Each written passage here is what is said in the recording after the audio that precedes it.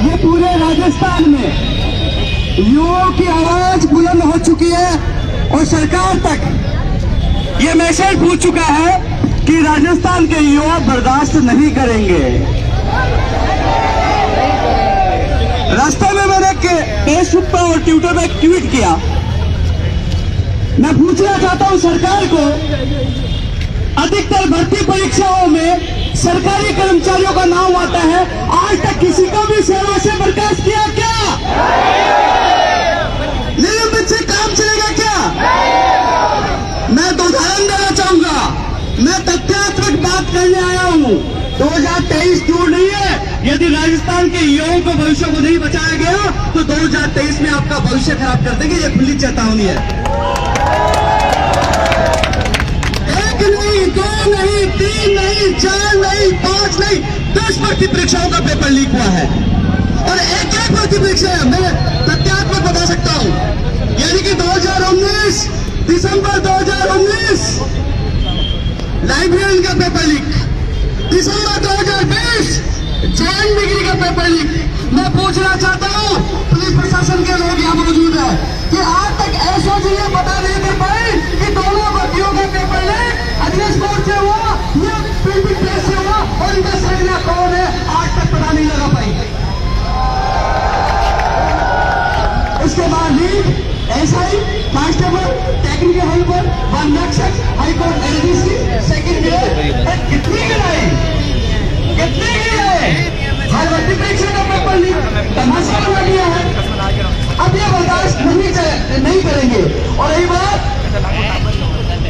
बिल्कुल एक चीज मैं आप लोगों को कह रहा था कि राष्ट्रों का कानून, जो राष्ट्रों का कानून की मांग कर रहे हैं, मुझे आज भी याद है जब मुझे जेल में डाला जाता है, मैं उन माफियों से मेरी मुलाकात होती है। पता है क्या कहते हैं कि भैया हमने 1 करोड़ रुपए कमा लिया है, 10-5 लाख रुपए खर्च कर देंगे, छूट जाएंगे। और यही हुआ, यानी कि नीट में 95 लोगों को गिरफ्तार किया जा चुका है और 90 से ज्यादा लोग बाहर आ चुके हैं। भाई 90 से ज्यादा लोग बाहर कैसे आ गए? और साथियों एक चीज और बताना चाहूंगा कि आपने देखा होगा कि किराए की बिल्डिंग पर बुलडोजर चला है। अरे बुलडोजर चला है तो किस मकान पर चला है माफियों के? भाई उनको बुलडोजर चलना चाहिए, नहीं चलना चाहिए? अरे उनकी संपत्ति जब्त होनी चाहिए, नहीं होनी चाहिए? और जो कर्मचारी हैं उनको सेवा से बर्खास्त करना चाहिए, नहीं करना चाहिए? और जो बस कहां घूम गई थी, अरे एक चीज बताओ, ये तो प्यादे थे, इनका सरगना कौन है, सुरक्षाकर्ता कौन है, उसका खुलासा होना चाहिए, नहीं होना चाहिए? अरे खुलासा होना चाहिए और नहीं होना चाहिए? अरे एसओजी फेल हो गई तो भाई सीबीआई को जांच दे दीजिए, पता नहीं चलेगा? सीबीआई की जांच होनी चाहिए, नहीं होनी चाहिए? ये जोधपुर में लोग क्या सोच रहे थे साथियों, लोग ये सोच रहे थे कि जोधपुर में 10, 20, 50 या 100 लोग आ जाएंगे। अरे ये आज से शुरुआत बड़ी हो चुकी है। राजस्थान की हर जगह ये वीर शेर है, ये योद्धा है, उन्होंने आकाश कर दिया। ये मारवाड़ की पवित्र ये भूमि है, यहाँ से जो ऐलान हुआ है, इस ऐलान के परिणाम होंगे। यदि पेपर लीक मुक्त राजस्थान नहीं बना, यदि युवाओं को न्याय नहीं मिला, सेकंड ग्रेड के अभ्यर्थियों को न्याय नहीं मिला, मुझे एक चीज बता दीजिए, 24 तारीख को वो बस पकड़ी गई, उससे पहले वो बस क्या घूमने गई थी, क्या पिकनिक मनाने गई थी? और कहा अरे जयपुर तक पेपर पूछा है, पेपर पता नहीं कहाँ पूछा है, क्या वो पेपर लीक नहीं हुआ? क्या वो मेरे साथ गलत नहीं है? और आप कब तक दबाने की कोशिश करोगे? आप इनको बचाते हो। और ये माफिया जब सुरेश काका का नाम पहले आ चुका था तो उसको गिरफ्तार क्यों नहीं किया? और युवा साथियों, बिल्कुल युवा साथी, एक चीज और कह रहा था आपसे, ये लड़का जो नरेंद्र बिश्नोई है, ये बिश्नोई है, मैं चीज कह रहा था। और पूरी टीम में क्यों मैं उनका नाम मतलब आपका बता रहा हूं, क्योंकि हमारे क्या कहते हैं किसान बाड़मेर के और जालौर के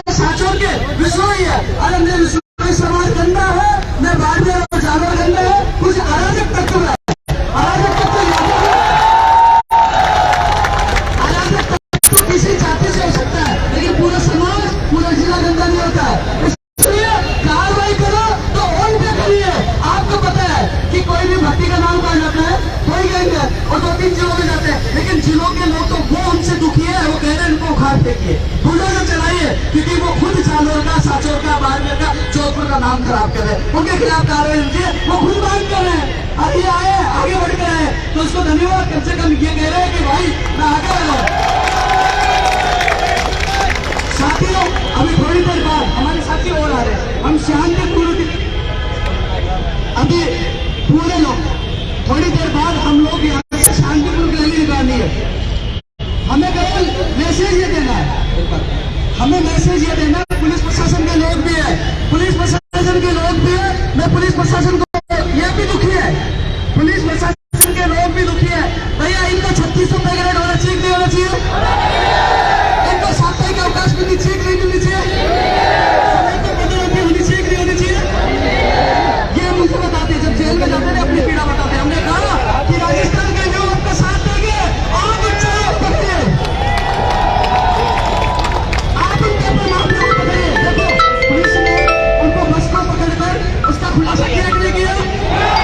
पुलिस वाले आपके साथ, आप इन चोर माफिया को पकड़िए, आपके 3600 रुपए के रेट तमाम मामलों के लिए राजस्थान के युवा लेंगे।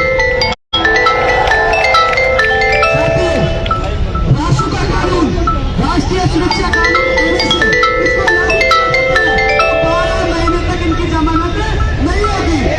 अभी कानून आने के बाद 4 भर्ती परीक्षाओं के पेपर लीक हुए, कांस्टेबल, कंडक्टर, टेक्निकल हेल्पर और सेकंड ग्रेड। मैंने पूछा कि भैया नया कानून आ गया, नए कानून में 10 साल की सजा का प्रावधान है, 10 करोड़ के आर्थिक दंड है, संपत्ति जब्त करने का प्रावधान है। भैया आपने कार्रवाई क्यों नहीं की? बोले कि कानूनी प्रक्रिया में समय लगता है।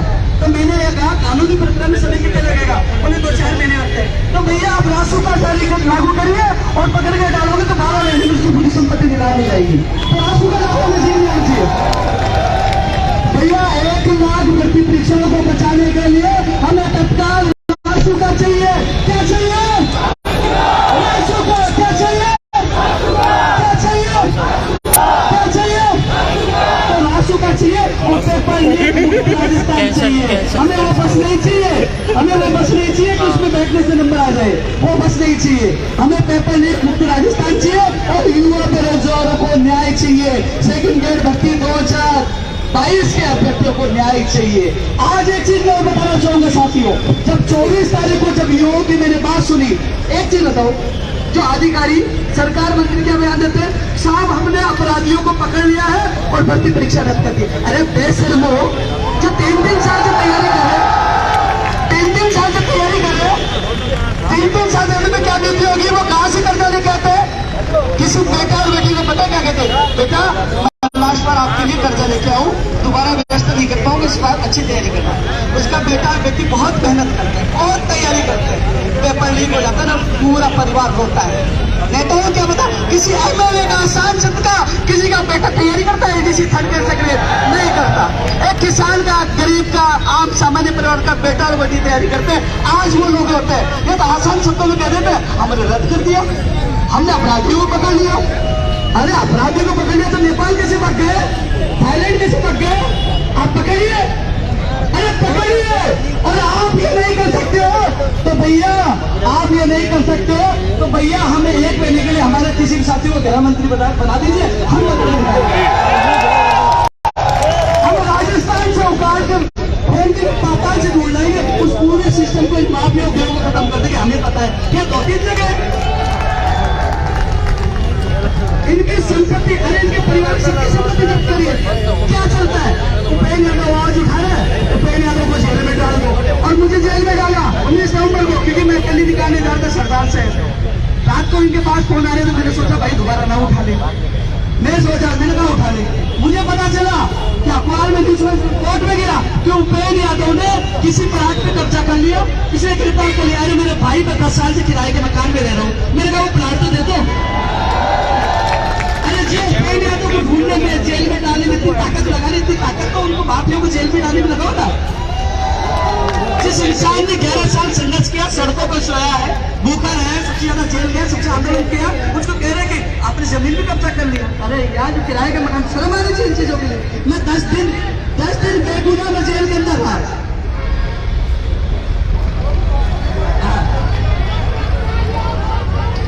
मां सोचो का उद्यान को नहीं कहीं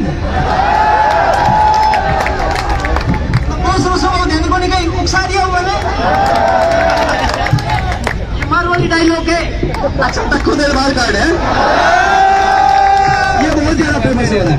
तो आप लोग पेपर लीक माफिया को, जिलों को क्या करना है, क्या करना है?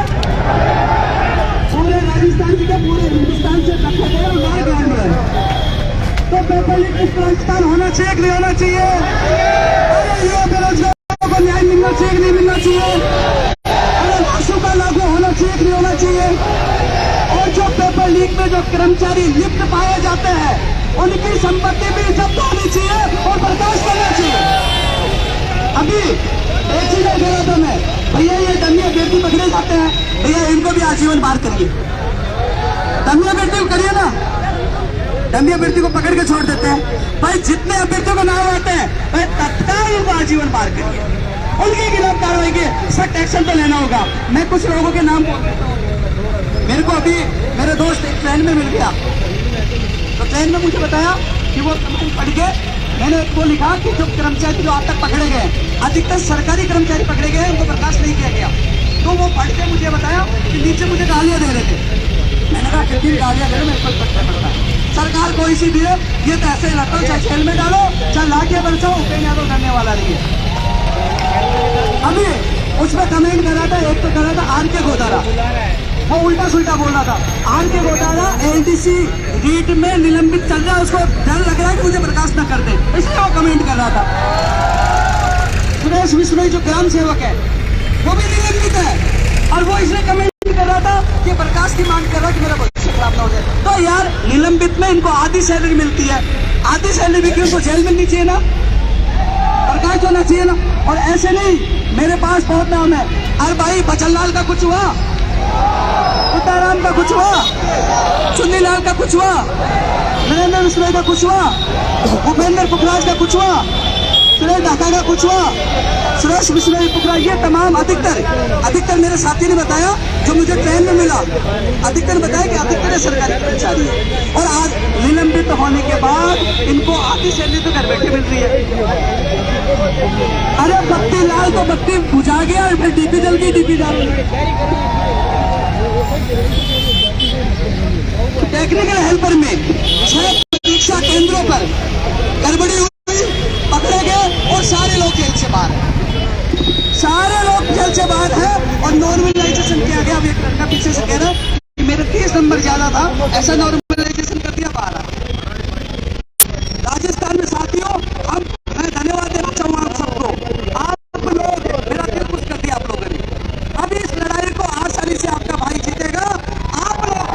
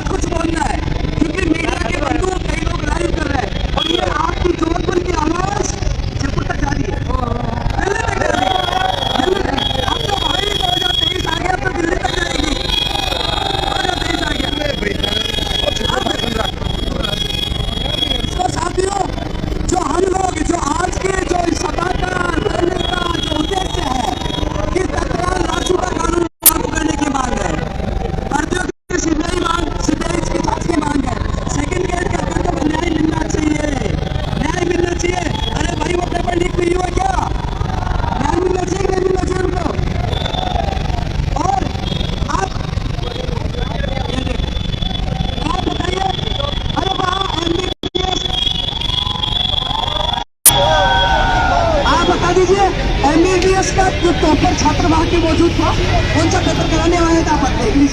कितनी बड़ी प्लानिंग है, कितनी बड़ी प्लानिंग है। तो ध्यान मिलना चाहिए बिल्कुल। पेपर एक पेपर नहीं, जो पेपर लेगा तो दोनों लेगा ना, और पैसा देगा तो दोनों को देगा ना। लेकिन साथियों एक चीज ध्यान रखना, हमें अब आप लोग ध्यान रखना, न जाति के नाम पर न धर्म के नाम पर इस बार 2023 में वोट होने चाहिए नौकरी और रोजगार के नाम पर। पेपर लीक मुक्त राजस्थान होना चाहिए। क्या होना चाहिए? अरे क्या होना चाहिए? आपको पता है साथियों, भाई मेरा कोई भरोसा नहीं कब जेल में डाल दे, लेकिन ध्यान रखना राजस्थान में जो आग लग चुकी है, राजस्थान का युवा सड़कों पे आ चुका है। मैंने तो सही, मैं सेंट्रल जेल से आया था, तब मैं उसे वहां के लोगों को कह आया था जगह खाली रखना भाई, कभी भी मुझे डाल देंगे। क्योंकि मैं कई महीनों में मैं घर जाता हूँ, कई महीनों में घर जाता हूँ। पिछली 2 दीपावली मैं इस दीपावली में गुजरात था, पिछली बार लखनऊ चला गया था। 2 दीपावली माँ बाप के बीच में नहीं था, क्योंकि मुझे पता है कि हाँ मेरे माँ बाप को सिस्टम को सुधार दिया कि मेरे राजस्थान के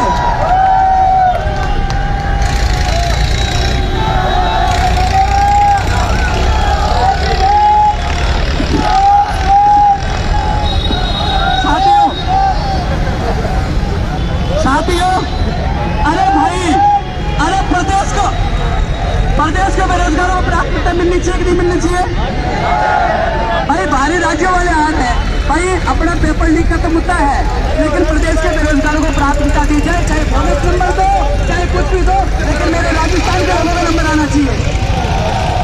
हमें कर्नाटक जाते हैं तो कन्नड़ बोलो, वेस्ट बंगाल जाते हैं तो बंगाली बोलो, गुजरात में गुजराती बोलो, बिहार में बिहार का निवासी होना चाहिए, और आप पंजाब में पंजाबी, और या बाबा जी का भंडारा कोई भी आ जाओ। हमारे लोगों को प्राथमिकता मिलनी चाहिए कि नहीं मिलनी चाहिए? मैं भी सुबह जब मैं रात को ट्रेन से आया था तो कुछ दिन पहले मैंने राहुल गांधी जी का एक बयान देखा। राहुल गांधी जी ने कहा कि मैं टी शर्ट इसलिए पहन रखा हूँ कि मैं किसानों के बेटी किसानों का दर्द समझता हूँ।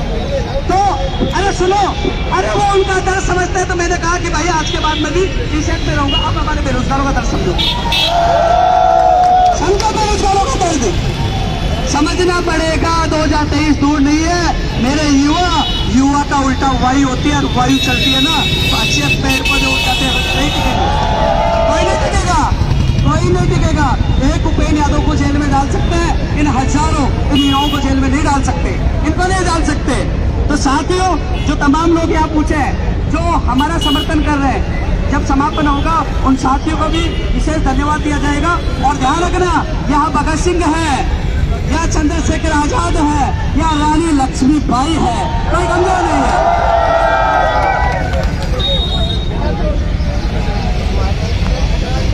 अक्षय सर जी, हरीश जी, पाना, गोपीराम जी, रविंद्र जी, जोरदार तालियों के साथ स्वागत है। बहुत बहुत धन्यवाद आपको।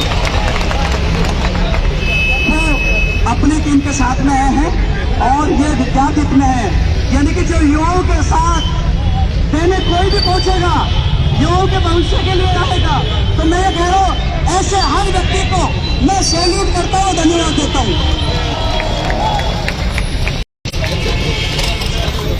अभी कुछ देर बाद हमारे सारे साथी और अरे सुनो, मेरी एक चीज निवेदन आपसे साथियों, थोड़ी देर रुक रहे हैं, कुछ बच्चे हो रहे हैं। आपसे मेरा निवेदन है कि भैया हमें अनुशासन में कि किसी को क्योंकि पुलिस की मजबूरी होती है, पुलिस वाले भी इंसान है भाई, किसी की बीवी, किसी का भाई, किसी का बेटा तैयारी करे, वो बड़े अंदर जानते हैं। और जो सीन, अरे वो कहते हैं ना कभी सास भी बहू थी, एक समय बेरोजगारी में सबने देखी है, तो सब जानते हैं। हमारे ये साथी कह रहे हैं कि कुछ लोग और आ रहे, तो हमें अनुशासन में 2 या 3 की लाइन में बड़ी रैली दिखनी चाहिए, और यह एहसास होना चाहिए कि राजस्थान का युवा, जोधपुर का योद्धा अनुशासित है, जाग चुका है। यदि मांगे पूरी नहीं की, पेपर लीक मुक्त राजस्थान नहीं बनाया, रासू का कानून लागू नहीं किया, सेकंड ईयर के बेरोजगारों को न्याय नहीं मिला, तो ऐसी तैसी कर देंगे। क्यों हो जाते? अरे भाई, जीत की चाबी अपने पास होगी 2023 में, क्योंकि अब देखना थोड़े दिन बाद गली में, हर मोहल्ले में ये नेता अपने भविष्य की भीख मांगने आएंगे और भविष्य हमारे पास होगा। भाषण देकर चले गए। मैं पूछ रहा हूँ भैया, सोशल मीडिया पे बोल दिया, अरे सड़कों पे क्यों नेता क्यों नहीं उतर रहे भाई? बैठिए अनशन पे, बैठे बैठे पे कि मेरे राजस्थान के युवा बेरोजगारों के भविष्य को बेचा जा रहा है। और मैं कह रहा हूँ कि इन राजनेताओं का संरक्षण है, इन माफियों को संरक्षण है, इनका गठजोड़ है, तोड़ना होगा। ये जब तक गठजोड़ नहीं टूटेगा ये बेरोजगारों के भविष्य को बेचते रहेंगे। नेताओं का गठजोड़ है, मेरा सीधा आरोप है नेताओं का गठजोड़ है, और इसको आज नहीं तो 2023 में राजस्थान का युवा खत्म कर देगा। भाई दिखाइए आप तमाम लोग अपने अपने फेसबुक पे सबसे पहले लाइव होना चाहिए, और दिखाइए कि जोधपुर में योद्धा सड़कों पे उतरे। भाई दिखाना, इधर भी दिखा, सबको दिखाओ, भीड़ देखो आप सबको।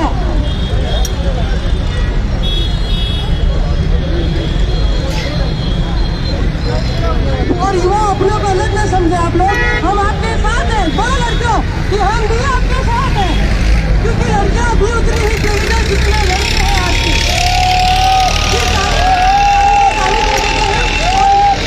बदनाम किया जाता है, महिला भी संघर्ष रहता है, महिला भी एकदम जो बच्चों में धक्के मारती है, काम करने आती है, वो घर भी रहती है, जॉब भी करती है और साथ में पढ़ाई भी करती है।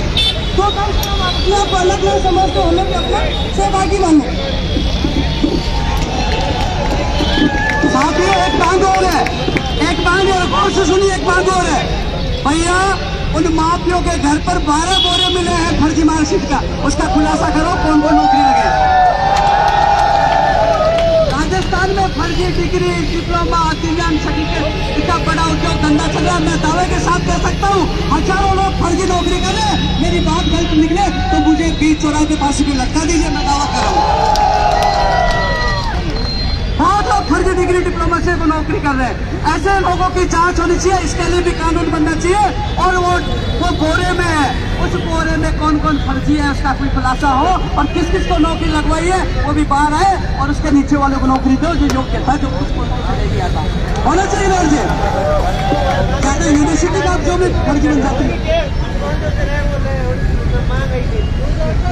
आप सही कह रहे हो, मंत्री के बेटे को बेटी डाल सकते ही नहीं नौकरी की, किसान के आम आदमी गरीब आम आदमी डाल सकता है। वो तो चुनाव में आएंगे ना, अपन जवाब देंगे, वो चुनाव में आएंगे। तो साथियों, अच्छा साथियों, हमारे बीच में अभी मेहमान आ रहे हैं, थोड़ी देर बाद एक बार आ जाए, रैली शुरू करेंगे।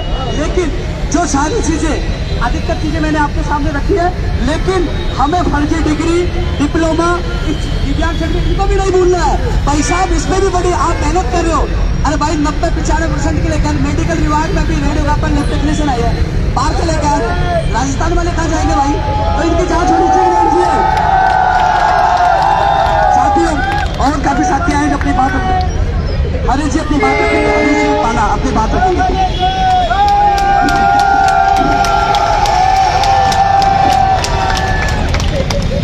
सबसे पहले तो आयोजित समस्त युवा शक्ति छात्र शक्ति को मेरा सादर नमस्कार। क्लासेज में उद्बोधन वाला नमस्कार नहीं है। तो सभी साथियों को बहुत बहुत साधुवाद कि आप लोगों ने अपना समय निकाला और अपना समय और अपनों के लिए। और सबसे पहले आपके स्वागत के साथ साथ आज उपेंद्र जी हमारे मारवाड़ के बराबर पढ़ा रहे हैं, उनका भी बहुत बहुत स्वागत, अभिनंदन। हम पूरे मारवाड़ के बराबर लोग हैं, इनका अभिनंदन करते हैं। जैसा कि काफी लंबे समय से आप लोग इस चीज से दूर करवाए गए, मतलब मेनली जो मुद्दा है, मुद्दा और ये कभी भी अपना युद्ध का मैदान तब तक नहीं छोड़ता जब तक उसके साथ कोई छल नहीं हो, कपट नहीं हो, कोई घात नहीं हो। यानी आप सभी युवा योद्धाओं के साथ फिलहाल छल, कपट और घात की जो चोर और बेईमानी की जो बातें चल रही है ना, इस वजह से कई प्रतियोगी योद्धा भी तनाव में रहते हैं, भी करेंगे, उग्र प्रदर्शन भी करेंगे। तो आगे के लिए मैं ये मंच माइक्रोफोन में देता हूँ उपेंद्र भाई साहब को। क्या हमारे बीच में हमारे बहुत ही प्रिय गुरुदेव अक्षय सर पधारे हैं, आप सभी बहुत परिचित हैं। भारत माता की। दोस्तों ये कह रहे हैं फलाना जी इस्तीफा देंगे, फलाना जी इस्तीफा देंगे।